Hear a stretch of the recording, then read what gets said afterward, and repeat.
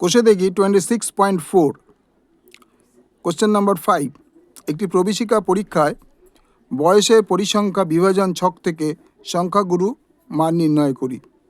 বয়স বছরে আছে 16 to 18, 18 to 20, 20 to 22, 22 to 24, 24 to 26। পরীক্ষার্থীর সংখ্যা 45, 75, 38, 22 and 20। তাহলে এবার এটা আমরা করতে গেলে আমরা একটা নির্ণয় ফর্মুলা আমরা ইউজ করব সংখ্যাগুরু মান নির্ণয়ের জন্য। এটা আগে তোমাদের মুখস্থ রাখতে হবে। সংখ্যাগুরু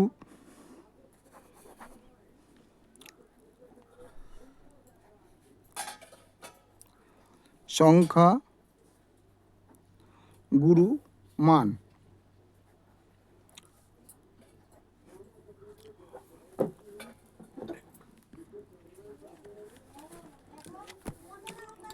কালি দেখা যাচ্ছে না, এটা হবে সংখ্যা গুরু মান। L equal to L plus, পরে মানগুলো তোমাদের বলছি, আগে ফর্মুলাটা তোমাদের আগে দেখিয়ে দিই। F1 minus F0 by 2F1 minus F0 minus F2, এটা পুরোটা এখানেই হবে ইন্টু এইচ। এবার এলটা কি আমি বলে দিচ্ছি, এটা করার আগে তোমাদের জানা দরকার। আগে এল হচ্ছে সংখ্যাগুরু মান, সংখ্যাগুরু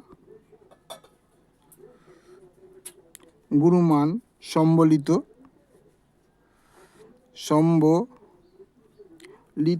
শ্রেণীর নিম্ন সীমানা,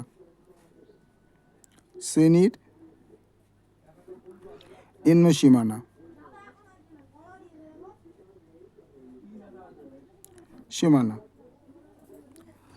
ইকুয়াল টু, আমি একটা জিনিস আগে বলে দিই, এই ধরনের অঙ্কের ক্ষেত্রে যে সবচেয়ে বড় যে পরিসংখ্যা সেটাকে আগে আমরা চুজ করব। সবচেয়ে বড় যে পরিসংখ্যা, সবচেয়ে বড় পরিসংখ্যা কত? 75। এই 75টা দিয়ে আমরা স্টার্ট করব। সেই জন্যে এটা মনে রাখতে হবে, যে কোনো ক্ষেত্রে এই সংখ্যাগুলো মান নির্ণয় সবচেয়ে বড়টাকে তোমাকে আগে চুজ করতে হবে। যাই হোক, পরে আমি সবগুলো বোঝাচ্ছি। তো এই 75 দিয়ে আমরা কাজ স্টার্ট করব। তাহলে সংখ্যাগুরু মান শ্রেণীর নিম্ন সীমানা হয়ে গেল তোমার। সবচেয়ে বড় কি আছে? 75 বলেছি পরিসংখ্যা, তার উপরে নিম্ন সীমা, এটা হচ্ছে নিম্ন সীমা, এটা হচ্ছে উচ্চ সীমা। তো নিম্ন সীমা হয়ে গেলো 18। আবার বলছি যে পরিসংখ্যার সবচেয়ে বড় যে পরিসংখ্যাটা সেটা আমরা ধরে তার উপরে যে শ্রেণী সীমানা আছে সেটাকে আমরাকে চুজ করব।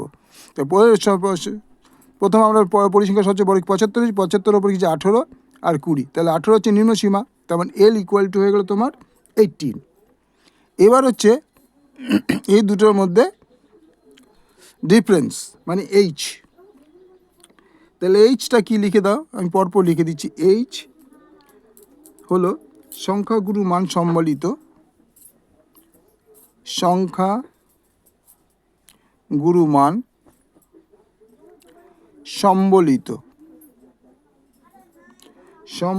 শ্রেণী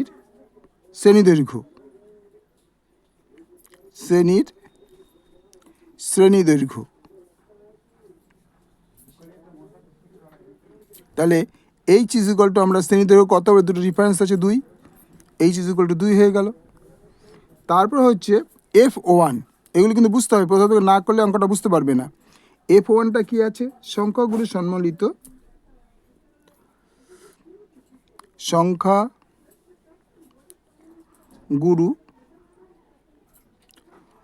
সম্বলিত শ্রেণীর পরিসংখ্যা, এটা কিন্তু শ্রেণীর পরিসংখ্যা। আমি আগেই বলেছি সবচেয়ে বড় পরিসংখ্যাটা হচ্ছে সংখ্যা F1 ইকুয়াল টু 75। তাহলে সবচেয়ে বড় হচ্ছে F1টা হচ্ছে 75। তারপরে এসে যায় F0। F0টা কি আছে? এফ যে সংখ্যা গুরুমান সম্মিলিত শ্রেণীর ঠিক উল্টোটা, সংখ্যা গুরুমান সম্বলিত মান সম্বলিত শ্রেণীর ঠিক পূর্ববর্তী শ্রেণী, সম্বলিত শ্রেণীর ঠিক পূর্ববর্তী শ্রেণীর, ঠিক পূর্ববর্তী, ঠিক পূর্ববর্তী, পূর্ববর্তী মানে আগের, পূর্ববর্তী শ্রেণী পরিসংখ্যা, শ্রেণীর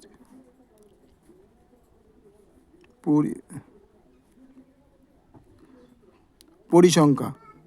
তাহলে এফ জিরোটা কোনটা, সম্মিলিত শ্রেণীর পরিসংখ্যাটা কোনটা হবে?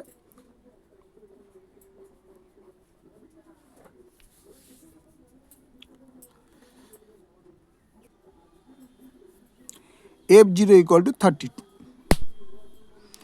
F zero equal to 38। কারণ কি বললো যে সংখ্যাগুলির সম্মিলিত শ্রেণী ঠিক পূর্ববর্তী, পূর্ববর্তী মানে আগে, তার মানে এটা হয়ে যাবে 38। শ্রেণীর পরিসংখ্যা F zero equal to 38। F two, F zero কোথায়, সরি সংখ্যাগুরু মান সম্বলিত শ্রেণী ঠিক পূর্ববর্তী শ্রেণী মানে এইটা, পরিসংখ্যাটা হচ্ছে 45, আমরা ভুল করে বলে ফেলেছিলাম। এফ জিরো হয়ে গেল 45। এবার আমরা চলে আসবো এফ টু। এফ টুতে কি আছে, সংখ্যাগুরু একই জিনিস, সংখ্যাগুরু মান সম্বলিত শ্রেণীর, সম্মিলিত শ্রেণীর ঠিক পরবর্তী শ্রেণী, ঠিক পরবর্তী শ্রেণীর পরিসংখ্যা, শ্রেণীর পরিসংখ্যা।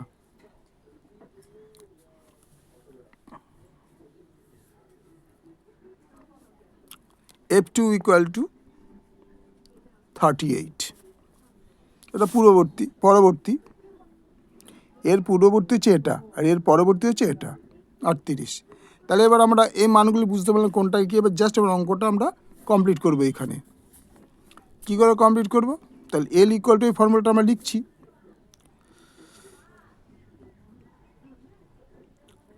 সংখ্যা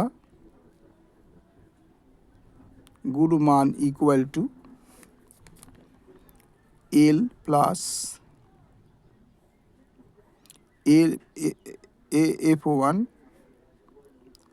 minus F zero by 2f1 f0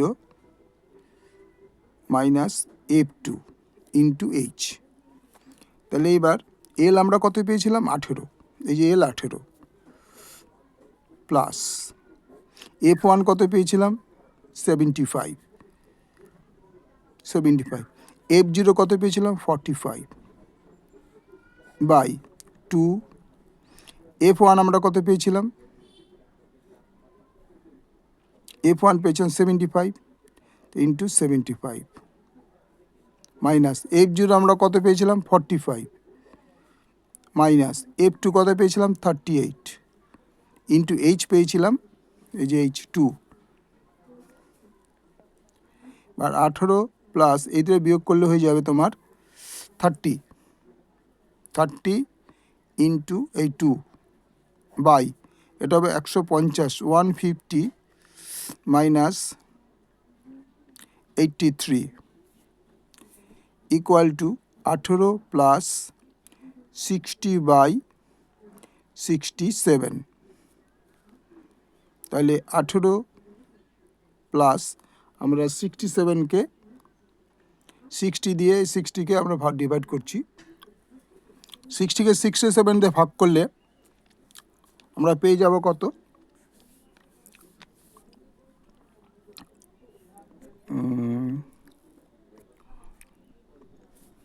ওটা রাফ একটা তোমাদের দ্বারা ভাগটা করে দেখিয়ে দিচ্ছি। এটা 60 বাই 67 0.0,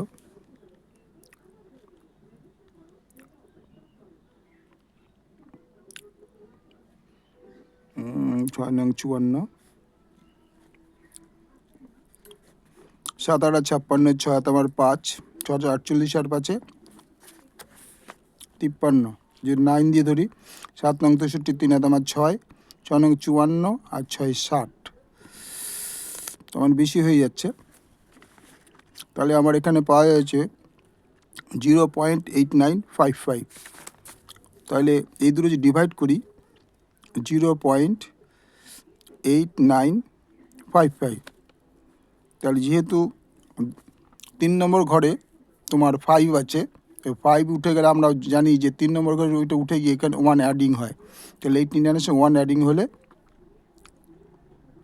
0.90, তো অ্যান্সার হয়ে গেল 18.90 অ্যান্সার। তো সংখ্যাগুরু মান হয়ে গেল উত্তর। সংখ্যাগুরু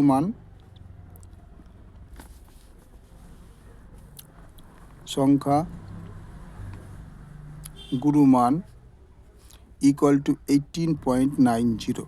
আগের থেকে আমি বলিনি, এই ফর্মটা তোমরা আগে সাজিয়ে লিখে নেবে, তাহলে তোমাদের বলতে সুবিধা আছে। অর্থাৎ পরপর তোমার মানগুলি বুঝে এই লেখাগুলি লিখে লিখে আনসারগুলি পড়বে। ওকে, ভালো লাগলে লাইক করবে, শেয়ার করবে, সাবস্ক্রাইব করবে।